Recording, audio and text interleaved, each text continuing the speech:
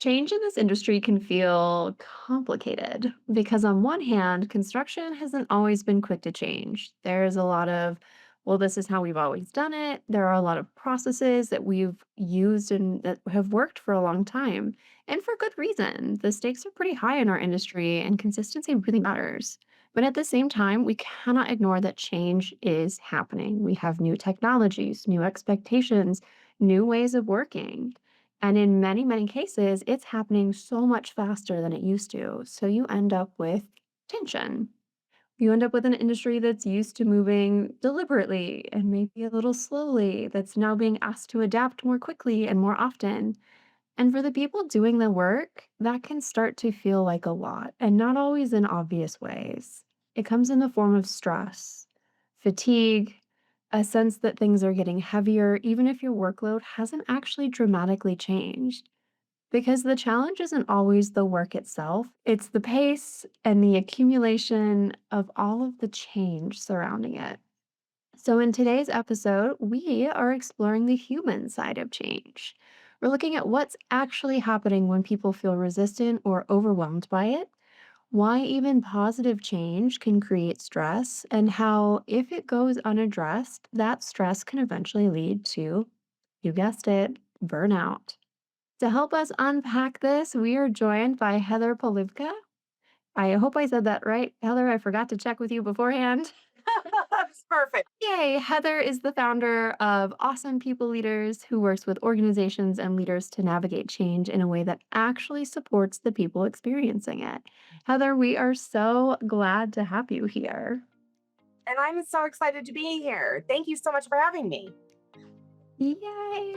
Let's get into it. Hi, everybody. My name is Rochelle, I'm Jeff. and this is Burnout Banter. Before we jump into today's episode and let Heather actually introduce herself, please remember to subscribe to the podcast on Spotify, Amazon, Apple Podcasts, YouTube, or wherever you listen so that you can stay up to date on the latest banter. Heather, welcome, welcome again. We would love to hear a little bit more about you and Awesome People Leaders.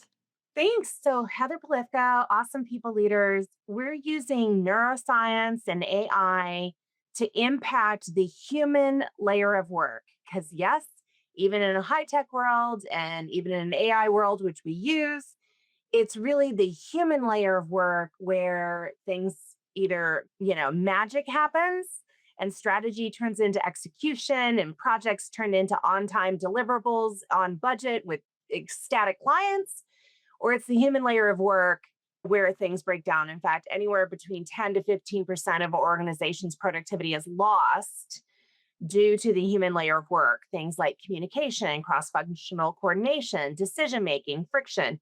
So we focus on that aspect of work, and we can get geeky, and I'm sure we will in this episode, but we bake in a lot of neuroscience and we do what we do in real time in the flow of work because that's where work happens. So that's what I'll share about it for now. And people want to learn more. We got lots of juicy stuff to share. I love it. I love nerding out on both neuro stuff and AI stuff. I live in a weird world, right? Where I work for an AI forward company and also buck against AI because I'm a human being. So there's this robot human tension. I'm so excited to dig into that with you. So, Jeff, do you want to kick us off or do you want me to set the stage for us? Yeah, I think in the construction industry, there's a lot of this is how we've always done it.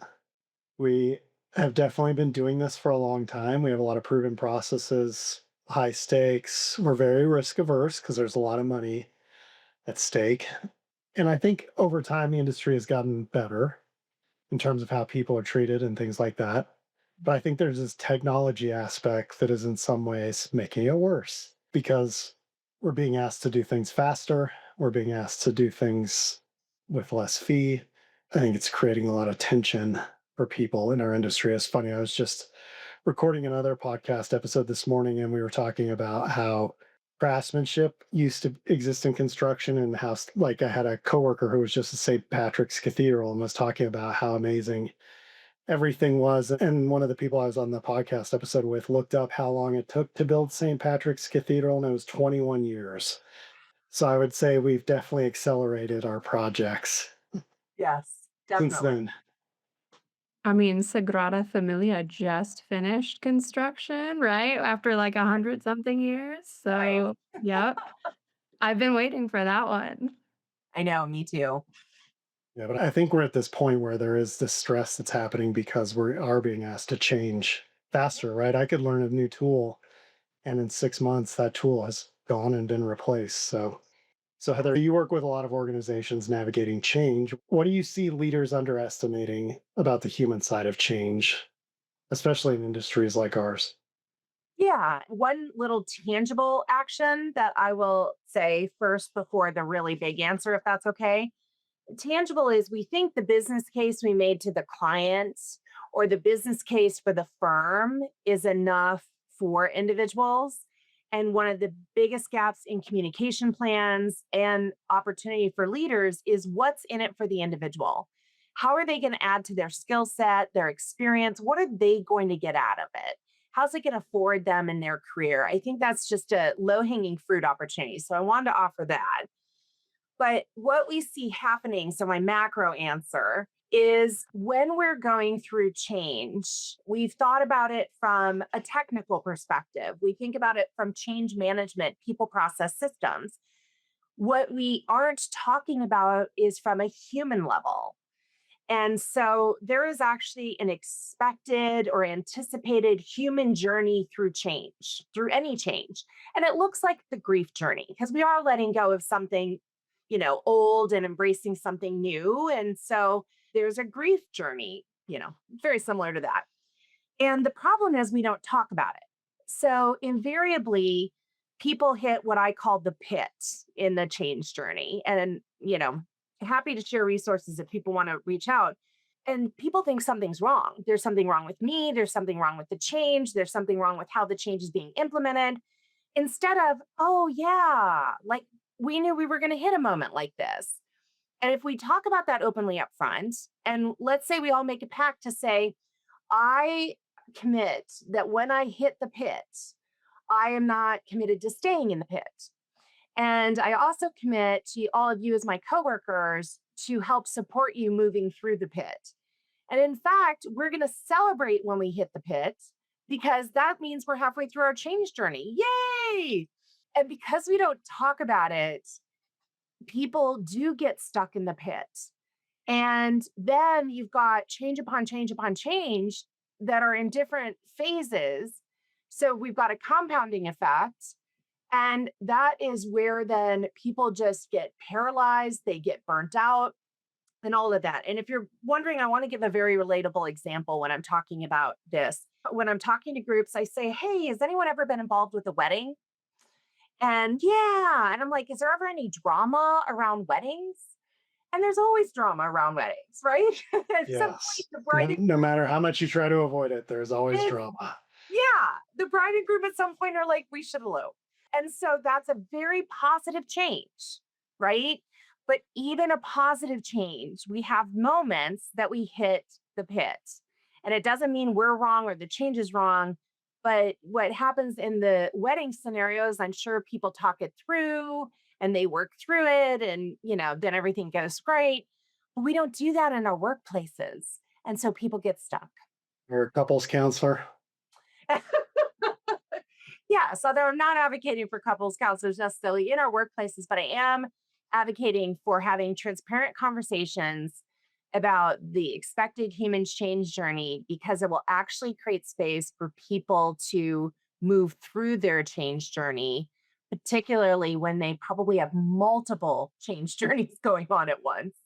Yeah, and I talk a lot about fear. And when we're doing something that's outside of our comfort zone, we often don't give credence to the fact that we are stepping outside of our comfort zone. And anytime you do that, you have to overcome that fear response that's going to happen. And our body and our mind is working against us the whole time to try to convince us that this is a terrible idea and we should just go back to the way that things were. Absolutely, absolutely. And so to that point, you're pointing to the neuroscience. So let's geek out for a moment. Okay. The neuro Rochelle, get ready. leadership, I wish you neuro could see my face because I am so ready for this. Let's go. let's go. The Neuro Leadership Institute has identified 5 triggers that can either have us working out of that threat response or fear response, Jeff, that you just mentioned, or can have us working out of the executive function of our brain, the frontal cortex, the reward portion of the brain, which, by the way, is the only section of the brain that we can problem solve, collaborate, innovate, or do critical thinking. Last I heard, those were kind of important in construction. Very Um, important. very important. So, what happens is some of those triggers are status. So, you're asking me to change what I do and how I work, and I've been successful doing it this way for 10 to 15 years. So, all of a sudden, I have a threat to my status, right? The second one is certainty. We're changing. That's a threat to my brain. And then third is autonomy. So now I've done it a certain way and we're now asking you to do it a different way or with a different tool. So in any given change, we're triggering 3 of the 5 threat responses in the brain. That's what's going on. And that's where people, to your point, it's working against us.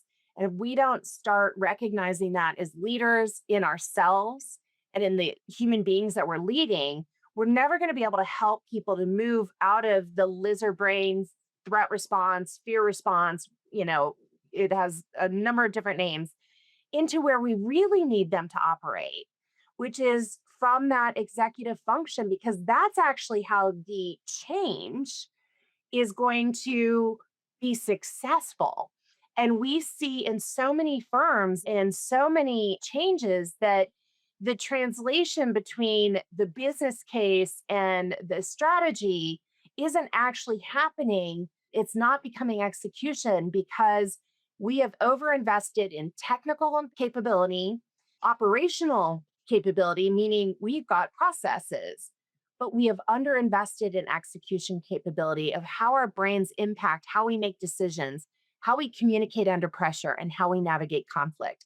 And it is in an AI and tech world, it is compounding that and making it faster and lowering the water level. So we see it more and more. And then what's happening is we have cognitive overload, which shows up as burnout or people just like checking out. Yeah, I talk a lot about how when you look at the way technology has grown over human history, the last 200 years, 150 years, right? It was very linear and very gradual and very slow. And our operating system could keep up with that gradual, linear, slow growth. But when we got into the 80s and the 90s, right, we started to exponentially grow as we transitioned into digital systems from mechanical systems. And it's what it's created, right? You have this exponential curve going up, and then you have the human operating system kind of progressing as it always has, sometimes getting better, but very slowly. Yeah. And what that creates is a pressure gap. And I think the leaders who can close or help people close that pressure gap are the ones who are going to have very successful teams. Yeah, absolutely. Absolutely. And I think too that human operating system, we have inadvertently put less emphasis on it and valued it less, which is ironic in an industry like construction where we know the human beingness is critical to winning. I'm not saying you don't have to be competitive and have a great reputation to win, your RFPs, but there's a lot about relationships and especially these multi-year projects in construction. It's like we know the human element is really critical for driving success of the firm, and yet we've not emphasized the human element in terms of how the firm can best perform in building those human element skills. Yeah. I always find that fascinating because we say we know it. I think this is a hallmark of AEC. We say we know that it's important. And yet, and I speak from a place of having been a marketer and a business developer for my entire career, Yeah. it's not given that emphasis. We say one thing, we do another. Great example, one of my favorite colleagues, one of the things that she has hated her entire life is being told that she just plays golf with her little friends, even though she is building those relationships, right, that bring in the work, which consistently gets belittled because of that. And so I think there's an element of overlooking the human element. Like, just like you were saying, the human element, change management, but we're overlooking it in the business element as well. And because it's just this black hole for AEC, we say it's important, we know it's important, but we don't act like it's important. We have a correct foundation, so we can't do anything on top of that. Like, you can't change if you have already started off on the wrong foot. Does that make sense? Like, It absolutely does. And let me alleviate a little something for our listeners. It's not just AEC. No. This is, really across most industries. And the interesting thing is, the more we add AI and technology, which we are adding and will add, right? Then the human aspects actually become the primary differentiator. Because if the AI can take on a lot of the mundane work, then it's those high human touch points that will only increase in value and be a differentiator for firms. And so, we've gone through, we understand the value of the technical capability. We have to be able to do the thing. Our firms and understand operational effectiveness. Now we're in a new dawn, and they think the dawn is about AI and tech, and it is, but it's also about AI being paired with human capability because that's like a 1 + 1 = 5. Like you lock those two together and you will be outperforming your competitors in your marketplace. What causes people to not see that or not pay more attention to that? Because it is really important and it does feel like it gets missed. And there's a big emphasis on culture and things like that, but I don't think that's the same thing, right? And a lot of emphasis on culture turns into I feel like I have to do this. It's not fun. I don't think that just having a fun culture does what you're talking about. Would you agree? I would agree. And I think let's also, we're bantering, right? So let's be real. It perceived as fluff, waste of time, right? We got work to do. Even though we have plenty of studies that show, and even as leaders know that, okay, if you have disengaged employees, if you have leaders who don't have the skills to lead, to develop talent, to perform, to create a high performing team, and if you don't have a healthy workplace culture, those things are definitely going to undermine your performance. But when it comes to budgeting and push comes to shove, right? Spending on developing those skills hasn't been a priority. And I want to justify one reason why it hasn't been a priority. And that is because we've tried to approach basically, we're talking about like emotional intelligence, right? We tried to approach it like we approach technical certification. And the fact is, building emotional intelligence is more like training for a marathon. It's building new neural pathways, it's building muscle over time. So it takes a minimum of 6 months with weekly practice and application. And that is not how training in that aspect of humanity has been done. And so largely leaders have been like, yeah, I had to give up billable hours and productivity for a half day or a day, and it made no difference. So why am I going to spend money on that? And like, they're absolutely correct. So we have to start doing that differently. And this is when I say we are doing that differently at Awesome People Leaders. But what's interesting is if you talk to leaders about where their pain points are, they will name them. They will say, I spent 4 hours yesterday because a client, an email that was sent to a client, right? We're talking about communication. I've got groups not collaborating together. I have people who don't know how to talk to each other without yelling, or they just don't talk to each other. You talk to people on the teams, and they're like, we're waiting for decisions to be made. No one knows who's making the decisions. So all of the pain points are there. And again, I'm going to say this 10 to 15% of a firm's productivity is being completely lost due to this human execution element. So, to your point, Jeff, I think we got to stop talking about it in a term that's thought of as fluffy, which is culture, even though there's nothing fluffy about it.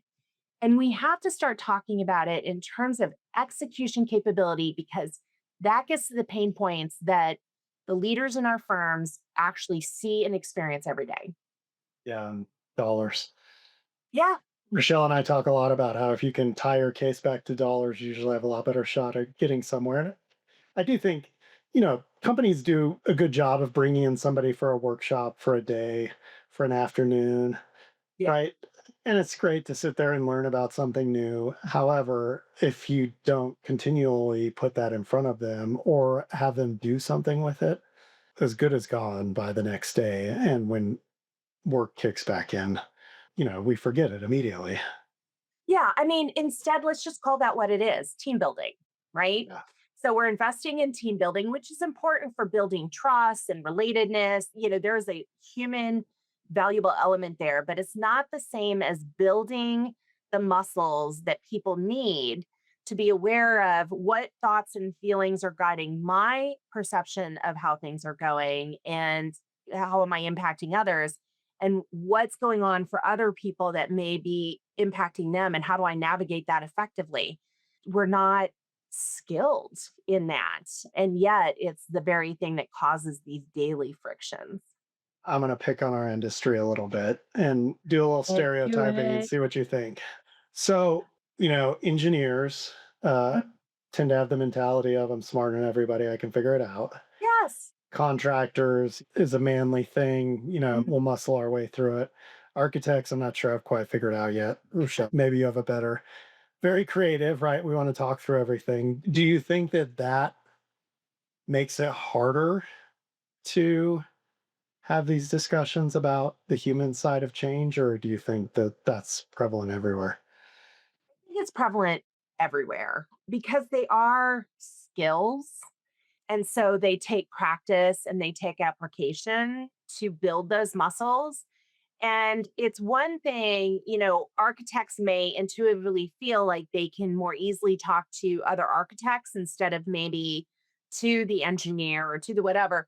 That's the easy part. If we could all just go through life talking to ourselves, the arguments would be much less. I mean, not eliminated, mind you, but that's not the world we live in. And also, it's not the way we deliver the greatest value to our clients, to our communities, et cetera, right? Because we're talking about an industry that's building, permanent infrastructure and spaces to support all human beings. So we actually need these different perspectives and building those skills to be able to interact with, you know, either the know-it-alls or the creative types or the, manly man is important while still being your authentic self.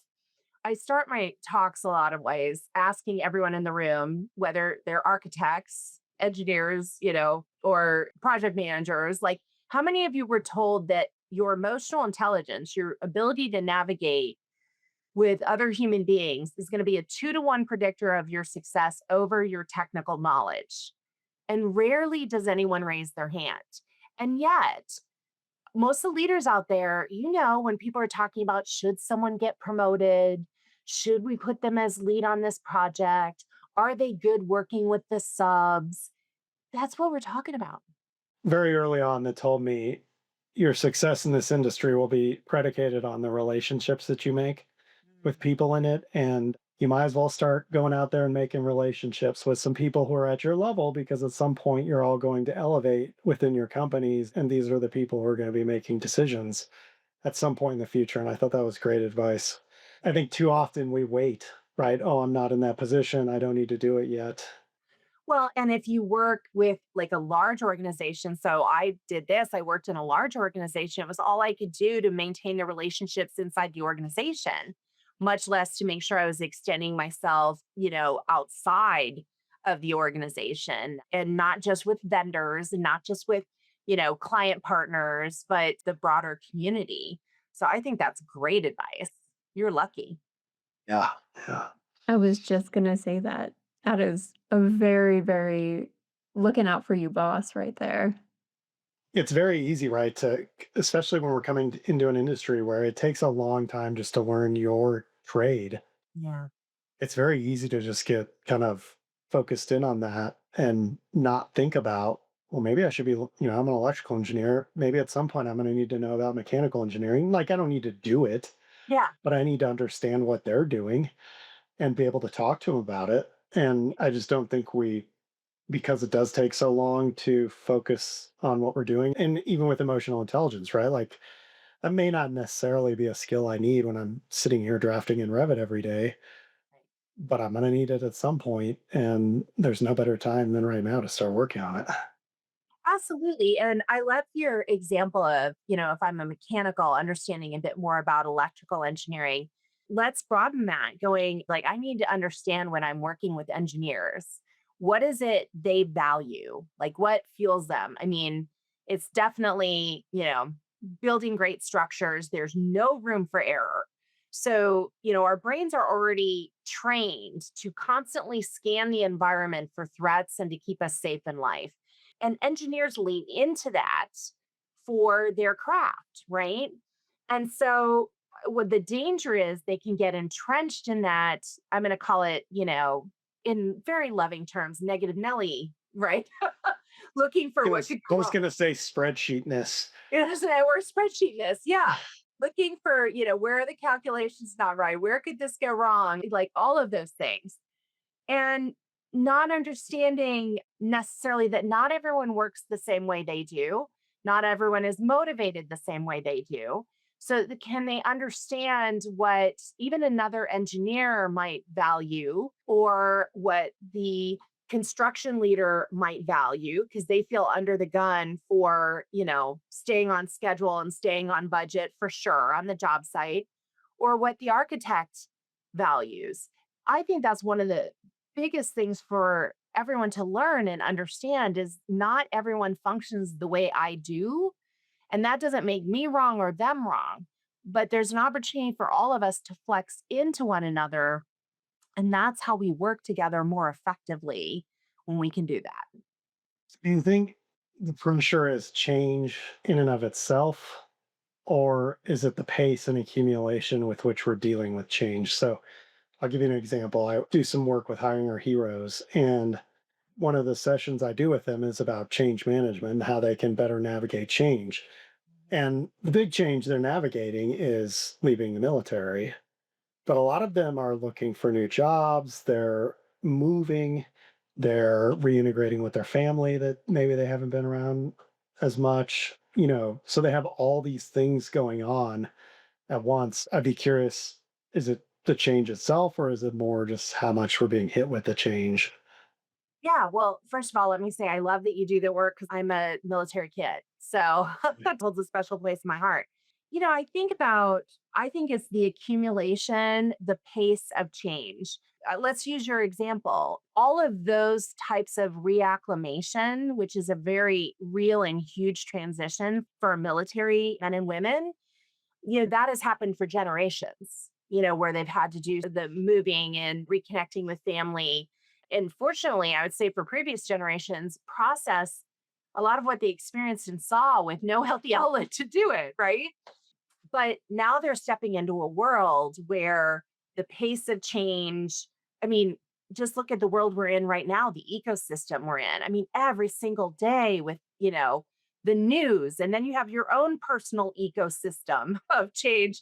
And then they're trying to step into organizations that invariably, to what you said earlier, they don't have one change going on, they have several changes going on.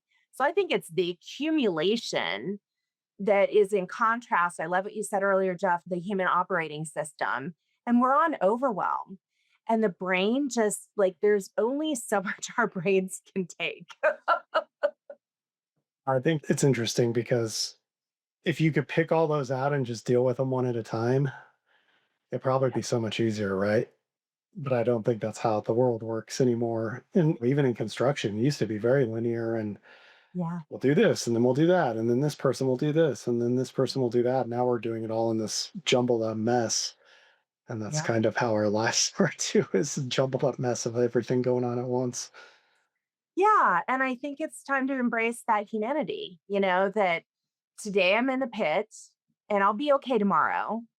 But I just want to acknowledge where I am today. I feel kind of skeptical about the change, this one change in light of the 10 going on. And then when I share that with the two of you, then you say, how can we help? Can we do this one thing with that? If you tried this one thing, because experimentation is a way we get out of the pit instead of trying to take on the whole change at once. It's like, well, what if we just did this one little thing? And it's that thing about, baby steps, one foot in front of the other, right? Can help our brains to reframe and to process and help us keep moving through that change journey. And when we start to do that repeatedly in community and in communication, we actually increase our own resiliency. We also increase the team resiliency to be able to navigate this accumulation and pace of change. And we've just lost it. Yeah. Yeah, I I think love that's the idea of baby steps and play. That's what I tell everybody when we talk about AI, and they're like, "What? Didn't implement it on every single thing because it can affect." I'm like, "No, no, no, no, no, no. Just play for a minute, see what it can do." But I think, and Jeff, you probably have plenty of thoughts on this because it's fear related. But and Heather, I'm sure you have neuro geekiness for us too, but there's this idea that we are afraid of messing up, right? And so when we implement change management and we get all of those steps and it's like you will do X, Y, and Z and we'll get to, you know, the end and it'll be great and we're all through it and out of the pit and all that good stuff. But there's that fear of messing up steps X, Y, and Z. If I do it wrong, if I implement it incorrectly, if I connect the thing wrong, or I do something that messes it up for myself, it messes it up for the rest of the team. And so we hesitate or we don't, or we become extremely resistant to that change. And that's when those baby steps to me become so, so important to like, if you mess up a small piece, Right. it's okay, and it's not messing up, it's feedback, it's learning, but somewhere along the way, we've stopped taking it that way, and we're, like, paralyzed by being unproductive, I think, not productive. Yeah, we talk about creating safe sandboxes, like for our team members, and you increase the size of the sandbox as their knowledge and their skills increase, right? But you never set someone up for failure. You never push someone at the deep end of the pool when they haven't had any swimming lessons, right? You create these safe, and that can bring back some of those elements. I love what you say about play. When we treat everything as so critical and every deadline so urgent, we set this impossible bar. And that's one opportunity for us as leaders is to be really clear when is perfection needed and when is good enough, because we need those places, where the pressure is just lowered a little bit. And I love then we need those places where we can play and we can experiment. That's really good for our brain. That's how we come up with insight and creative ideas. I also say to people, so Jeff, let's tie it back to your fear thing. Have you ever tried really hard not to make a mistake because you were really afraid? And what actually ends up happening? We make a mistake or nothing. We do nothing. or nothing. You either get paralyzed or you make a mistake operating out of that fear. And when there's so much, going on in our ecosystem and our brains are overloaded, our brains are more likely and more quickly to tip into that fear or threat response. And it's actually counterproductive. It may produce result of right now because I'm operating out of fear, but it doesn't actually produce really great, sustainable results. And errors are actually more likely to happen. So we got to like try to, alleviate a little air in those tires where we can. And in AEC, there are places that absolutely perfection is needed. And there's plenty of places we can be explicit at leaders as leaders to say good enough is good enough. And I love your idea of, and also let's create some places to play. I would argue that perfection is never achieved in AEC unless you don't build the building because nobody is perfect and nobody gets everything right. But we all try. Yes. And I think it's just creating space to fail, right? We hear all these people's stories of success, but we miss the stories of how many times they failed to get to that point of success. You know, just because we missed on this thing and led us down this path that we never would have walked down if we didn't fail at this thing. So I really had to learn that it's okay to fail because that was definitely not how I was raised. You just didn't take any risks, you didn't try anything. Yeah. Yeah. So, Well, yeah. it's like, and it starts in school. Like, I remember the first time I got a subpar grade on something and I started hyperventilating, like the high performance me. I'm like, oh, what is that letter? Uh, So it starts, then as opposed to, well, what can you learn? What can you do differently? We talk with a lot of leaders about sharing those moments, Jeff, where they have failed or where they made a major misstep. And not just the misstep itself, because we want to share this in service of something. And this is a chance to build trust, build connection, be human. And what did you learn from it? What had you then do more, better, less, differently next time or throughout the rest of your career? It's so, that can be such a valuable thing for our work environments, for our team members. My favorite interview questions. What's the biggest mistake you've made and what did you learn from it? I love that. I love that. So, how do you think this being in this state of constant change where we're being bombarded by it, how does that eventually contribute to stress and ultimately burnout? I think it just really comes back to this cognitive overload. We've got brains that are constantly on edge, right? So we're trying to perform at this super high level. We've got lots of things going on that occur as a threat, those three of the five, responses in the brain. And so we're constantly navigating that, which, by the way, does take, mental capacity and load to do that. And then we don't have a space to be human about it. And we're not talking about it. So we can't support one another. And so it leads to paralyzation, it leads to burnout, or it leads to really subpar work. And I mean subpar work below what someone's truly capable of if they're able to, show up as the best version of themselves. And one thing I really want your listeners to walk away with is that burnout is not a personal failure. And I think for too long it's been viewed that way. Burnout is a result of a sustained ecosystem of stress. So when you ask me the question, Jeff, it's like that is the recipe for burnout. And that is a system issue, an ecosystem issue. That is not a personal failure. There was no space for rest. And then we also look at other people. We compare ourselves to other people. Oh, well, they're handling it. They're doing fine. Why can't I keep up? So I just push harder. Right. And we Yeah. have no idea what's actually going on with that person, if they're handling it or not. And then I think the other thing Rochelle and I talk about a lot is that the opposite of burnout is engaged employees. Mhm. Like literally the exact opposite of a burned out employee is an engaged employee. Yeah. And an engaged employee is bringing their full talents to bear, their full, creative energy and problem solving and critical thinking. And they're fueled and they're being grown and developed. So it's the future of your firm. I mean, there's so much richness there with engaged employees. And you know what? It's more fun. Let's go back to Rochelle's theme of play. It's more fun that way. It is more fun.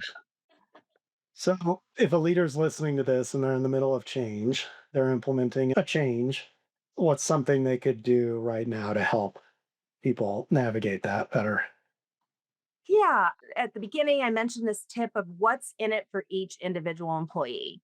You have to understand that employees' skills, their experience, their career aspirations. So, what's something that change, how does that individually benefit the employee? That's a really great, quick tip.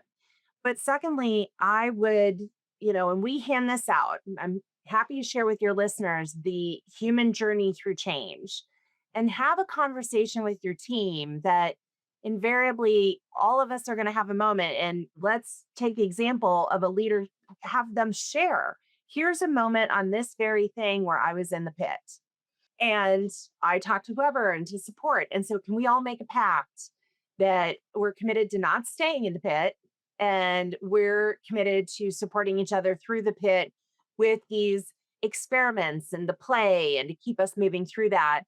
And it's sort of let's bring it back to the military, Jeff. There will be no one left behind, right?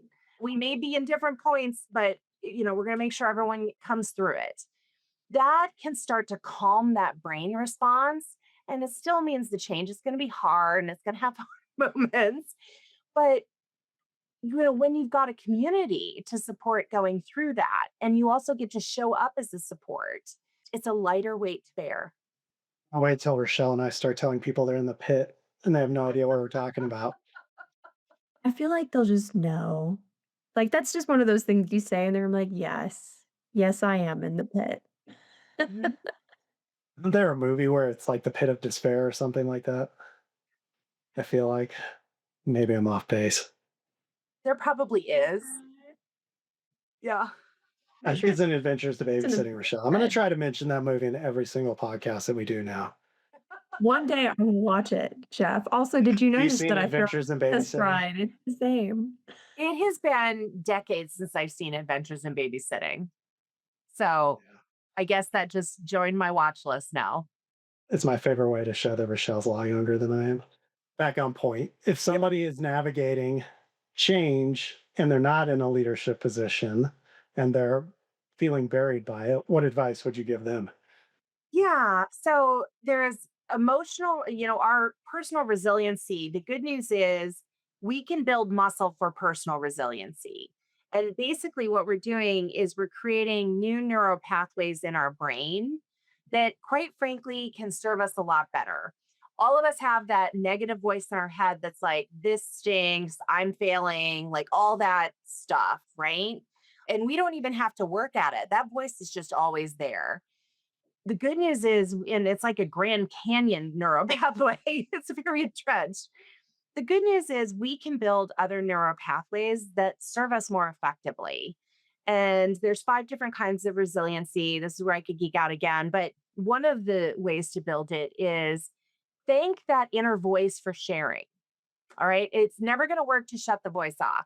But that voice is the voice in your head trying to keep you safe because your brain's number one job is to keep you safe, to keep you alive, all the things. So that's why it's doing all the negative self talk and doubting everything.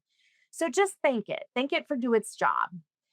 And then give yourself some space and some compassion. And here's the number one advice I give. Would you ever say some of the things to another human being that you're saying to yourself? Or if your best friend came to you and said, I'm not sure that I can do this. I'm not sure I can learn this system. I'm not sure, like, you wouldn't go, yeah, I think you're right. Like, you know, you'd Probably wouldn't say, have him around as a friend for very long. I know, right? You would like point out all the ways that they have successfully navigated previous challenges and all the things. So, the advice I would give is start treating yourself like your best friend and start talking to yourself in the way that you would talk to your best friend coming to you with the same doubts, the same concerns, the same struggles, the same stress. That's just one little action that we can do. It's called self compassion. Yeah. And, I think it's powerful. Yeah, we talk a lot about acknowledging what you have done too, because that will help combat that negative self talk. Yes. Yeah, absolutely. So, is there anything else you want to add before we move to our burning question, or have we covered it? I think we've covered it. I want to bring it back to this execution aspect that, again, the technical skills are strong, even the operational aspect is really strong, but we've lost the execution capability. And that shows up in cross functional coordination, communication clarity, making decisions, navigating conflict, all the things. And it's time for us to put some focus on that and on skills and look at the human layer of work because that's where the magic will happen in combination with all the technology and changes that we're trying to bring to the AEC industry. It's that one plus one equals five. So I really want to leave us there in terms of the change of we can't leave the human beingness behind with the change. Yeah, I'm actually doing a keynote on that very topic at AEC TechCon in St. Louis in a couple weeks. So, Love, love. Dell, anything from you? No, I just can't plus one that human element enough. That is so, so important. Yeah, and our whole industry is built on it. We just don't realize. Again, we say we do. We don't act like we do. Yeah, I remember I worked on a project a while ago and it was with a bunch of people in Texas. The level of our drawings just was what they were doing was way less than what we were doing in Colorado because in Texas, they trusted each other, they respected each other, they worked together with each other, and they had each other's backs. They had that relationship that we didn't have in Colorado. And it made a huge difference in how they went about delivering their projects. Absolutely. And I'm going to bet, I don't know, because it's the first I've heard of it, then the hours saved on that project so that you can deliver it on or under budget. And also that when invariably things go awry, there's one reaction when you feel like you have to defend and protect and it's a threat. And there's another reaction when you know you're working with people that got your back, you have relationship, and you know you can figure it out together. There is business gold in there with the Yeah. example you just shared. Yeah. And now it's time for burning questions. All right. So our burning question today comes from somebody, a listener, when Rochelle and I did Burnout Banter live at the S&PS South Regional Conference in San Antonio a couple months ago. So the question is, how do we have leadership trust us when they've been stuck with the same process for 29,847,462,000 years since the dawn of construction with Yeah. boulders? Yes. On one side, you go, well, they've been successful doing how they've been doing it, right? The example I will sometimes give to executive leaders is I was like, when you started in construction, how did work get done? Right. And then we're using fax machines and it was just the phone and, drafting tables and, all the things. Would you still be competitive as a firm today if you were still doing things the way that they were doing it back in the 80s and 90s in all those other aspects? And the answer is invariably no. Right. So they know that. But This trust is, example. I love your example. yeah. And so let's try something new. And trust is earned. So this is where asking for a small sandbox, like, could we just try this one element here and see how it goes? Then we get data. And then the next time you go, great, that worked there. Can we expand it to try it here? So that's how I would start is trying to find a small, safe sandbox. And I mean safe from the perspective of, the owners or the executive leaders to try something that will not blow the budget or billable hours or any of those things. Make sure collecting some data about it. And then you just keep asking for a bigger and bigger sandbox. That is, I think, the most effective way to try to shift the mindset. Always like to tell younger people when I'm working with, speak up because you questioning why we're doing this will often cause us to question why we're doing it. And you may see something that we just accept because we've been doing it this way forever. And we don't even realize that there's a better or a different way to do it. But because we often feel like we don't know what we're talking about, right? We're not going to speak up and question the thing. We're just, oh, well, they know better. They're older than us. They've done this a million times. So, but the truth is, like, technology progresses, things change. Younger people have a much different perspective on life than we do, like us versus much older people. So, yeah, I always try to encourage them to speak up. Yeah, I love that. And if they get the answer, I'm going to go one step further. If they get the answer, well, we tried that before. We all know technology and capabilities have evolved so much just in the last year, much less 5 years or whatever, they tried it before. But seek to understand why it didn't work before. Like, what were the bottlenecks? Where were the breakdowns? And then I think these young people could come back asking for a small sandbox, right? But then they can make the business case of why it may work now. And maybe the firm was just ahead of its time before, right? But now the rest of technology and capability and society is caught up that it might be safe to try it again. So I would seek to, I think there's the speaking up and get really curious if you get the response, it didn't work before, get really curious about why so that you can come forth with a solution in a safe sandbox that might have them willing to try it again.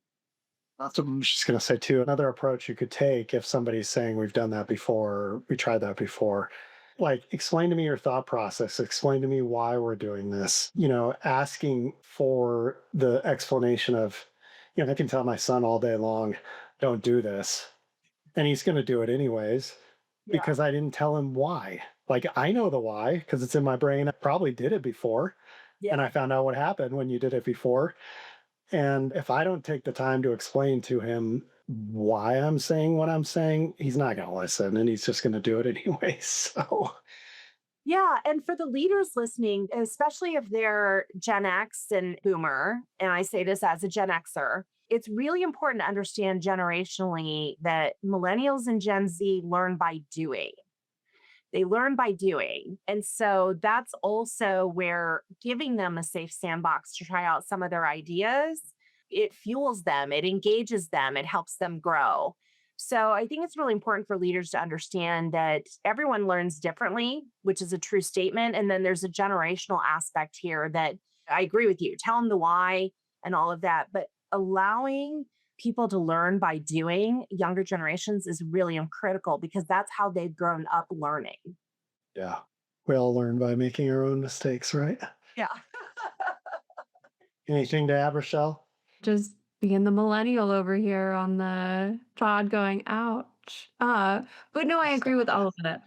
I want to clarify that was not as a criticism at all. Okay. What I meant by that, I had an internal thought. I didn't connect the dots for you there. Most millennial, like even the youngest millennials, have now been in the workforce for 10, 15 years.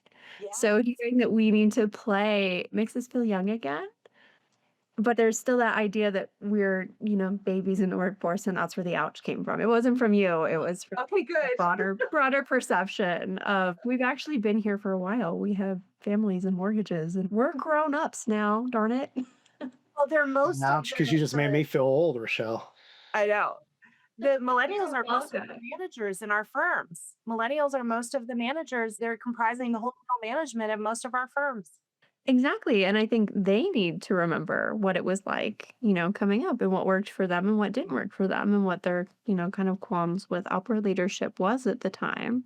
And Yeah. then we have kind of a responsibility to continue to foster and help those younger voices be strong. Jeff is right. Every time we get this question a lot, I'm new to the industry. I don't really have a leg to stand on. How do I like affect change? How do I make my voice heard? And we always say that's actually a strength. Like you have a fresh perspective, you have a new perspective. Use that as an opportunity to understand the situation, to reopen that dialogue. So, yeah, absolutely. Love Love it. everything that was said. All right, Rochelle, you want to wrap us up? I can do that. Friendly reminder to all of our listeners, if you have a burning question, you can always email us at burnoutbanter@gmail.com. Please remember to like or subscribe to the podcast wherever you listen to make sure you never miss an episode. And finally, if your organization is struggling with burnout and stress management, Jeff and I offer in-house coaching to help your staff get back on track. And you can reach out to Heather, obviously, and awesome people leaders to help you get everything you need to support your teams. So reach out to us at burnoutbanter@gmail.com or via LinkedIn for personalized support. And Heather, we will put all of your links in the show notes as well so people can reach out to you. And with that, we will kindly remind everybody that crispy is not a career strategy. So see y'all next time.